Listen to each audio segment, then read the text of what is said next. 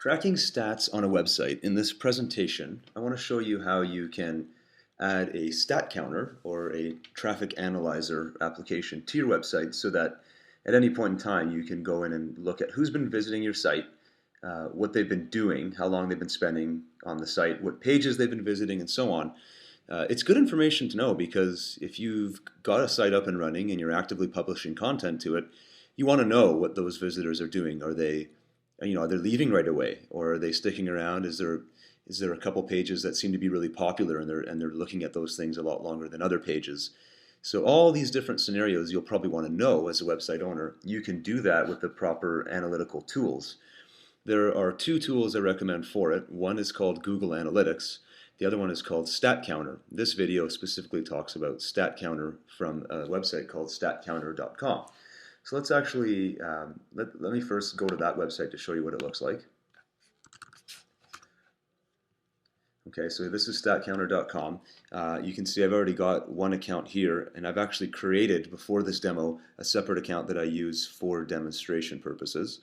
Now what you want to do with StatCounter is just register a new account, and that's a very basic process. I won't go through it in this video. All you do is click register and literally just follow the prompts. And then you'll be at a point where you're ready to create a project, which is what I'll show you in just a second. First thing I want to do is to show you the site. So this is justinpopovich.com. I'm going to be using it for the demo. And what we want to do is add a traffic analyzer, a stat counter to this site. And then we'll actually visit the site and do a couple things and then check the live stats and notice that it does in fact track everything that we do as a visitor on the site. So the very first thing we need to do is go to statcounter.com and create a project. So I'm just going to log in here as my other ID. So this is an account I've already created on statcounter.com. You will have finished this beforehand. Then you'll be at a point where it says add a new StatCounter project. This is the only thing you can do at the beginning when you first register an account. So the title of this website, call it whatever you want. I'm just going to call mine Justin Popovich. And the URL is whatever your URL is. The category, again, just pick whatever is relevant. So I'm just going to put computer and internet. And leave all the other defaults because unless you're getting the paid version of StatCounter, most of the stuff won't really matter. And the one thing I say not to check is public stats. You don't want other people to know what your stats are on your site. There's no real reason other than you to need to know this stuff. So you just hit next. And what it's going to do is basically going to create some code that's unique for your site. And it's programming code. You won't need to know what it means or how to read it. All you have to know how to do is copy and paste the code so that you can put it live on your website. So it's always running and checking as people hit your site. So it's built the project, and you can see here it says configure and install code. So let's click that button. And it gives you a set of options. The option I'm going to recommend to you is number 2, which is an invisible counter. If you pick the first one, it'll actually put this little green counter on your website. You don't really necessarily want people to see your traffic numbers. I just put an invisible counter. Nobody needs to know that I'm using StatCounter. It's just for me. So I pick that option, and I recommend you do that too. Then you hit next, and here is just some additional information. I don't ever change this. I just always accept the defaults. So hit next again. And here is where you grab all the code. So this is the thing that you actually stick into your website. I'm just going to click inside the box. By default, it highlights the whole thing. So you just do a copy. And then you go to the dashboard of your website. So here's the dashboard for justinpopovich.com. And there's a specific setting. Now, because you're part of this program, we use a Headway theme. And in the Headway theme, there's actually some advanced settings, which is right here. So you look for the box called Headway, and then you go to Configuration.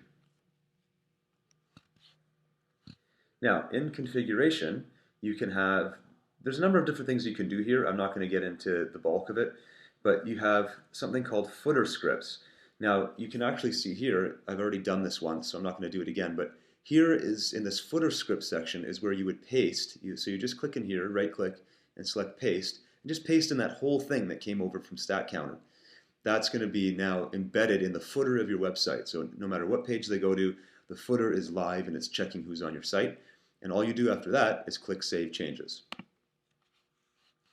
Now the stat counter is actually live and running on your website. So actually, let me go back and do that because I have a different stat counter script in there. So I'm just going to quickly redo that here.